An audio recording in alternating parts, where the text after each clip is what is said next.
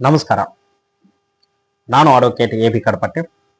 ಈಗ ತೆಗೆದುಕೊಂಡಿರ್ತಕ್ಕಂಥ ವಿಷಯ ಯಾವುದು ಅಂತಂದ್ರೆ ಎ.ಐ.ಬಿ ಎಕ್ಸಾಮ್ಗಳಿಗೆ ಸಂಬಂಧಿಸಿದ ಕ್ವಶನ್ಸು, ಅದೇ ರೀತಿಯಾಗಿ ಜಡ್ಜ್ ಎಕ್ಸಾಮ್ಗಳಿಗೆ ಸಂಬಂಧಿಸಿದ ಕ್ವಶನ್ಸು, ಅದೇ ರೀತಿಯಾಗಿ ಎ.ಪಿ.ಪಿ ಎಕ್ಸಾಮ್ಗಳಿಗೆ ಸಂಬಂಧಿಸಿದ ಕ್ವಶನ್ಸು ಸಿವಿಲ್ ಪ್ರಕ್ರಿಯೆಯ ಸಂಹಿತೆಯಲ್ಲಿ ಯಾವ ರೀತಿ ಕೇಳ್ತಾರ ಅನ್ನೋದ್ರ ಬಗ್ಗೆ ಭಾಗ 7ರಲ್ಲಿ ಈಗ ನಾವು ನೋಡೋಣ.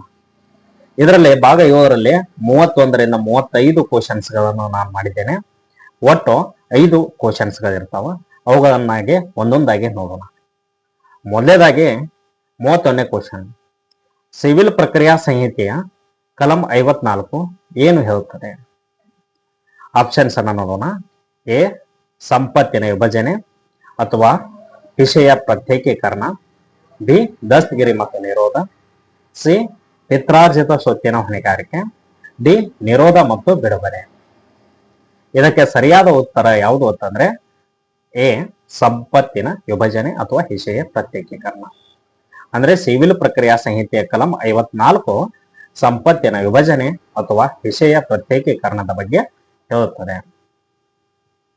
ಅದೇ ರೀತಿಯಾಗಿ 32ನೇ ಕ್ವಶನ್ ಅನ್ನ ನೋಡೋದಾದ್ರೆ ಸಿವಿಲ್ ಪ್ರಕ್ರಿಯಾ ಸಂಹಿತೆಯ ಕಲಂ ದಸ್ತಗಿರಿ ಮತ್ತು ನಿರೋಧದ ಬಗ್ಗೆ ಹೇಳುತ್ತದೆ. ಅಂದ್ರೆ ಸಿವಿಲ್ ಪ್ರಕ್ರಿಯಾ ಸಂಹಿತೆಯ ಯಾವ ಕಲಮು ದಸ್ತಗಿರಿ ಮತ್ತು ನಿರೋಧದ ಬಗ್ಗೆ ಹೇಳುತ್ತದೆ ಅನ್ನೋದನ್ನ ಪ್ರಶ್ನೆಯನ್ನ ಕೇಳ್ತಾರ. ಇದಕ್ಕೆ ಆಪ್ಷನ್ಸ್ ಅನ್ನ ನೋಡೋಣ. ಎ, 52ನೇ ಕಲಮು. ಬಿ, 53ನೇ ಕಲಮು. ಸಿ, 54ನೇ ಕಲಮು. ಡಿ, 55ನೇ ಕಲಮು. ಇದಕ್ಕೆ ಸರಿಯಾದ ಉತ್ತರ ಡಿ, 55ನೇ ಕಲಮು. ಅಂದ್ರೆ ಸಿವಿಲ್ ಪ್ರಕ್ರಿಯಾ ಸಂಹಿತೆಯ ಕಲಂ 55 ದಸ್ತಗಿರಿ ಮತ್ತು ನಿರೋಧದ ಬಗ್ಗೆ ಹೇಳುತ್ತದೆ.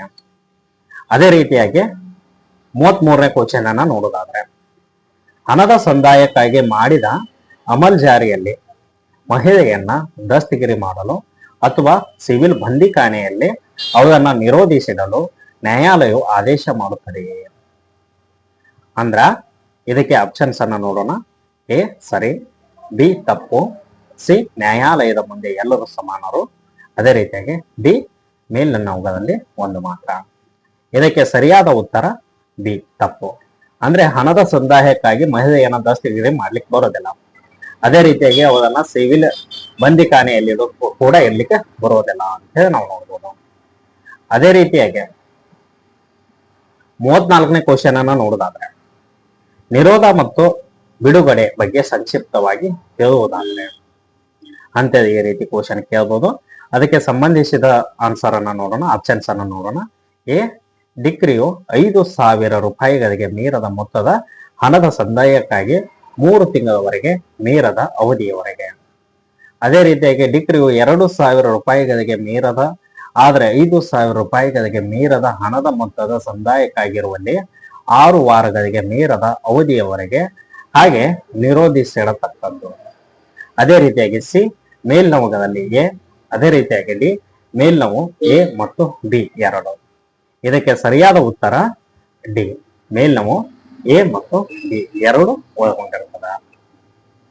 ಅದೇ ರೀತಿಯಾಗಿ 35ನೇ ಕ್ವಶನ್ ಅನ್ನ ನೋಡೋದಾದ್ರೆ ತೀರ್ಪುರುನಿಗೆ ಅವನ ಹೆಂಡತಿಗೆ ಮತ್ತು ಅವನ ಮಕ್ಕಳಿಗೆ ಅವಶ್ಯಕವಾದ ಧರಿಸುವ ಉಡುಪುಗಳು, ಅಡಿಗೆ ಪಾತ್ರೆಗಳು, ಹಾಸಿಗೆಗಳು ಮತ್ತು ಹಾಸಿಗೆ ಸಾಮಾನುಗಳು ಮತ್ತು ಯಾವುದೇ ಮಹಿಳೆಯು ತನ್ನ ಮತಾಚರಣೆಯ ಪ್ರಕಾರ ಬಿಟ್ಟು ಕೊಡಲಾಗದಂತಹ ವೈಯಕ್ತಿಕ ಒಡವೆಗಳನ್ನ ಜಪ್ತಿ ಮಾಡಲು ನ್ಯಾಯಾಲಯ ಆದೇಶ ಮಾಡುತ್ತದೆ.